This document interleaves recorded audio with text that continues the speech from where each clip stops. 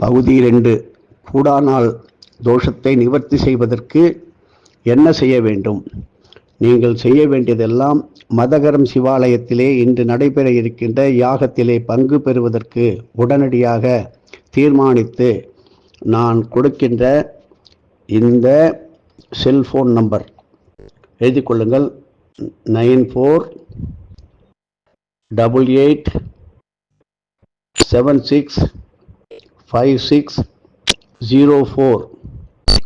மீண்டும் சொல்கிறேன், 94 88 76 56 04.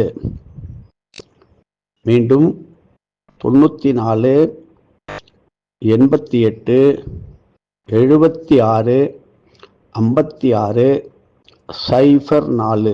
திரு வெங்கடகிருஷ்ணன், ஸ்ரீரங்கம். இவரினுடைய இந்த எண்ணிலே UPI ஜிபே கிடையாது, கூகுள் பே கிடையாது. அதனால் UPIயில் நீங்கள் குறைந்தது 201 ரூபாய் 501 ரூபாய் இதில் அனுப்பி வையுங்கள்.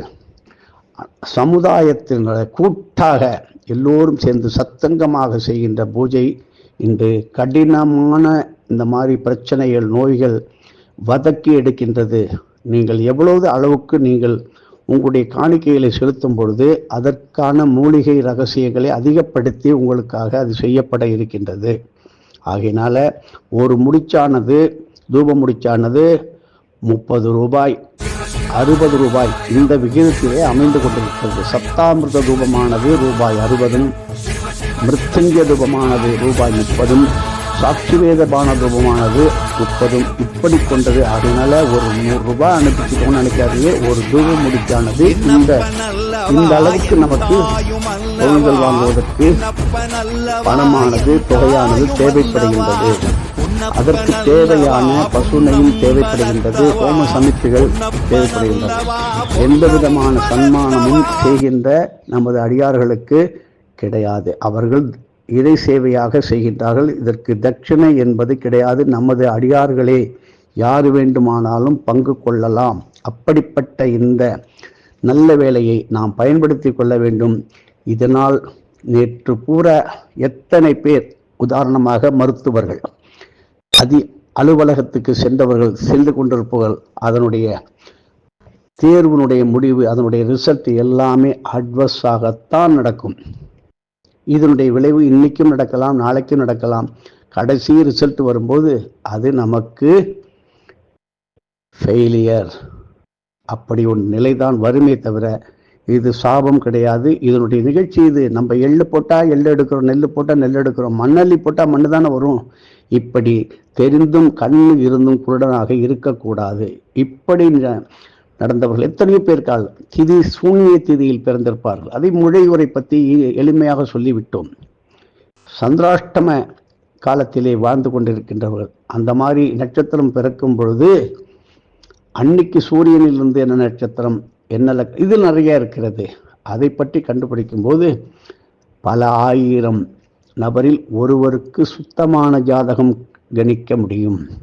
அப்பொழுது ஏன் இந்த காலத்திலே நம்பிக்கை என்பது அத்து போய்விட்டது. சுத்தம், சுகாதாரம், பரிசுத்தம் என்பது அறவே இல்லாமல் போய்விட்டது. எடுத்தேன் கவிழ்த்தேன் என்கின்றது.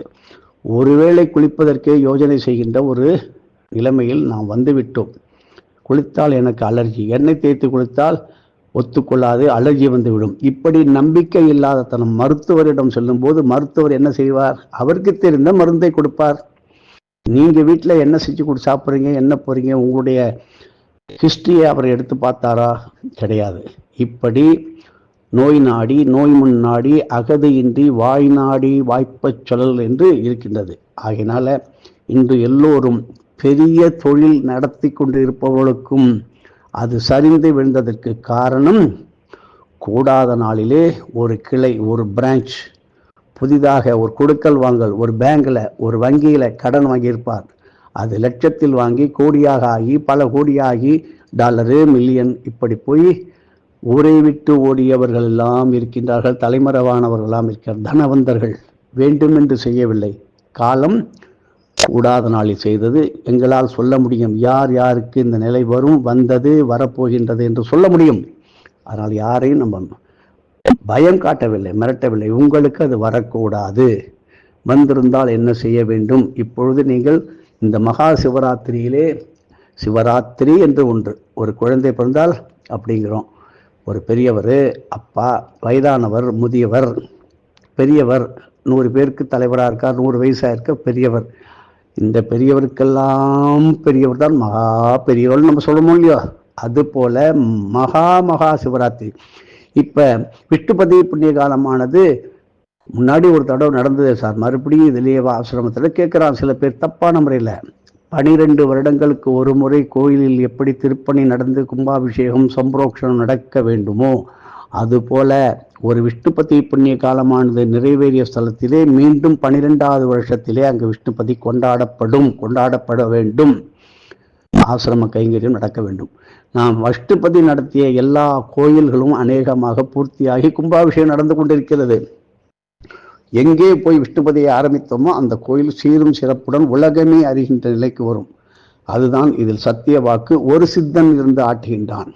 அதனால சித்தனுடைய வாக்கு மழை நில்லுனா நிற்கும், பெய்யினா பெய்யும், எது வேணாலும் நடக்காம சித்தனுடைய வாக்கு என்னைக்கும் பொய்க்காது. சித்தனுடையுமே கூடி பயணம் பண்ணுகின்றவர்கள் பலரில் அடியேனும் ஒருவன். அதனால எனக்குத்தான் எல்லாம் தெரியும் இல்லை, எனக்கும் அடியேனுக்கும் சொல்லியதை குரு சொல்லியதை சொல்லிக் கொடுக்கிறது. அதனால குரு எங்களுக்கு ஒவ்வொன்றையும் தொட்டு தொட்டு காட்டி சொல்லிக் கொடுத்த அனுபவத்தின் பெயரில் உங்களுக்கு சொல்லப்படுகிறது.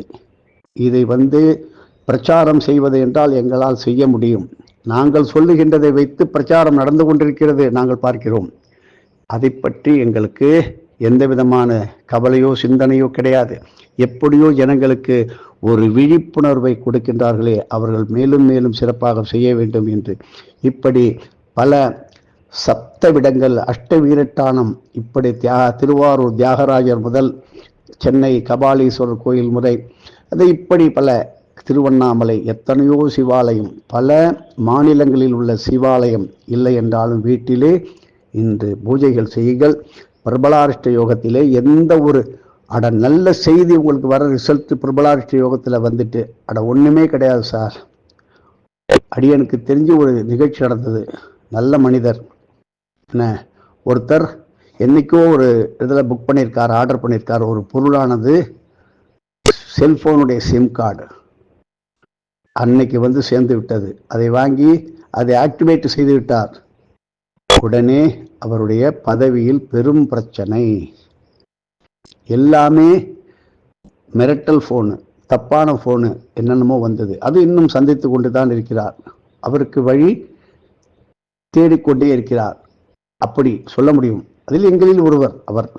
அதனால அந்த நாள் நம்மளை சோதிக்கும். நாம் செய்கின்ற தர்மம், தானம் இது இருந்தால் கெடுதல்களை தவிர்த்து விடலாம், அதிலிருந்து தப்பி விடலாம்.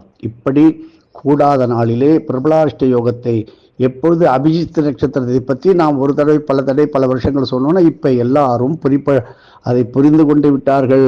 இந்த பிரபலாஷ்ட யோகத்தை புரிவதற்கு கொஞ்சம் காலம் எடுக்கும். அப்பொழுது நீங்களும் புரிந்து கொள்வீர்கள். இப்போ நடந்து விட்டது, 50 வயது நடந்து விட்டது, குழந்தை பிறந்து விட்டது, இந்த மாதிரி சித்திர நட்சத்திரமும் இந்த மாதிரி திங்கட்கிழமையும் வந்தது இப்படின்லாம் சொல்கிறீங்கல்ல, அதுக்காக நான் சொல்கிறேன்.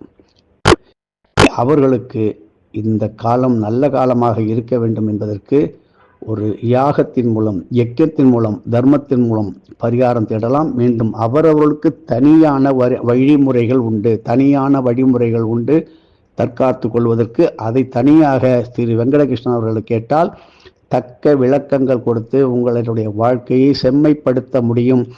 எதுவும் என்னுடையதல்ல, அனைத்தும் உடைய அருளாளா அருணாச்சலா.